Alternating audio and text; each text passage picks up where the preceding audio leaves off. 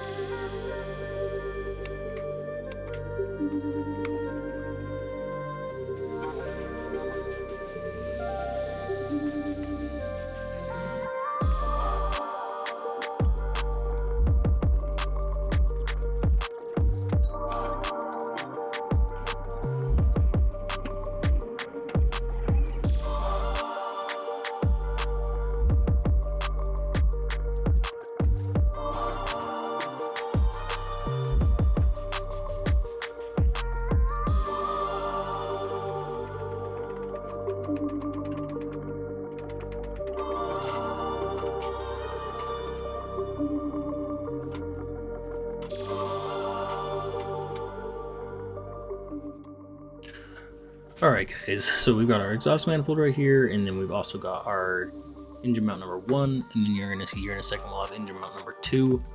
The bottom of this car has seen better days, that is for sure. You can see on the oil pan, we're just seeing some runoff. It looks like probably a coolant leak we once had. I'm just kind of doing an inspection. I really recommend this if you guys are gonna get in your car. Just kind of check it out, make sure everything's A-okay. You can see we're dripping from the oil pan, and I gotta apologize in advance right now. Just the horrible camera work I'm doing under this car. Obviously, I'm not on a lift, and it's just a little tight under here, so apologize in advance. What we can see here, our power steering rack is actually just leaking. It's got a zip tie around the boot there, so obviously a horrible fix on the previous owner or whoever did that.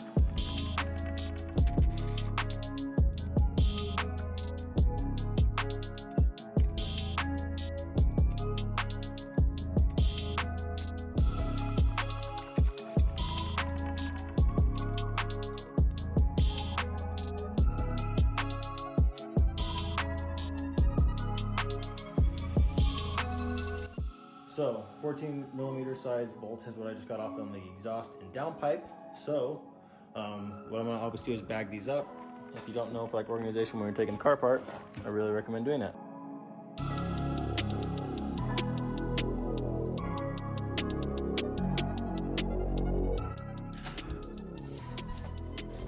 All right, guys, check this bad boy out. Look at this. This person put 2 washers and a crush washer for our bell housing bolt for our starter.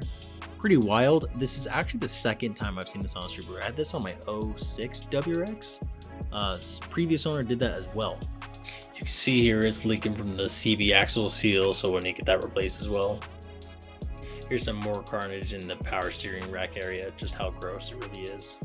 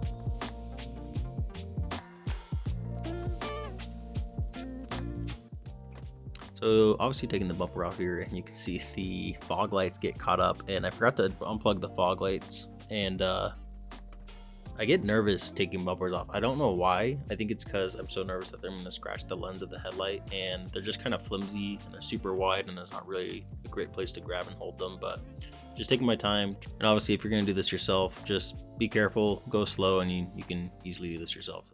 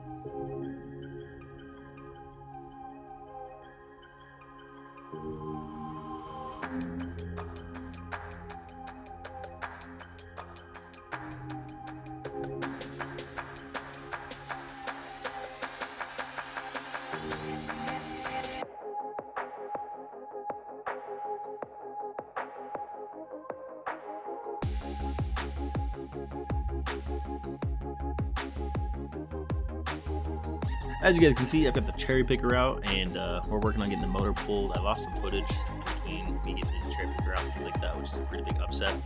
I've got my little short pry bar right here that I'm trying to separate the engine from the transmission. Get that done so that we can get this bad boy pulled. So let's go ahead and see what we're working with here.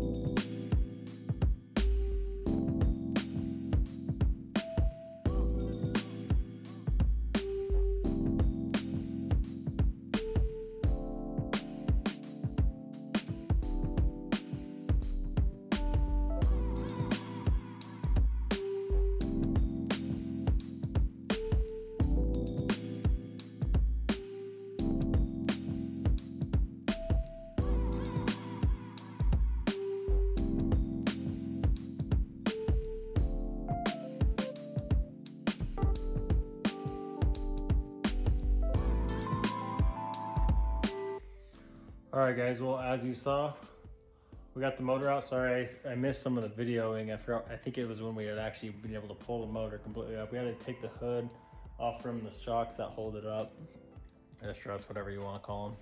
So yeah, we got the motor off or out. Obviously it's out. We were having some issues because it was hitting the hood and giving us some issues there. So it's out now. I don't know how much we videoed. If you were part of where we, truthfully to be told, we dropped the transmission a little bit because the jack wasn't all the way up for the transmission jack. I like to use the jack under the transmission because as you lift the motor up, so does the transmission. And as we were pulling it out, the transmission dropped a little bit. So I'm gonna have to make sure that didn't crack or have any issues there, which I'm sure we won't. But yeah, we're pretty stoked to have it out. At least I am. I don't know about you guys. And my wife is also stoked, Kylie, if you forgot her name. So that's gonna be the end of this video. Very long video. I'm gonna have a fun time editing this one for sure, but it is awesome to have this EJ25 out of the car. If you have any questions about how to get it out of the car, comment below. I'd be glad to help out. There's obviously a lot of videos on here as to how to get motors out, and that's why I didn't really do too much of a tutorial. So that's why I did that way. But anyways, thanks for tuning in. Appreciate you guys. Smash that like, hit a subscribe, all those things to help me out. It's just nice to see the support. So yeah, anyways, thanks for tuning in.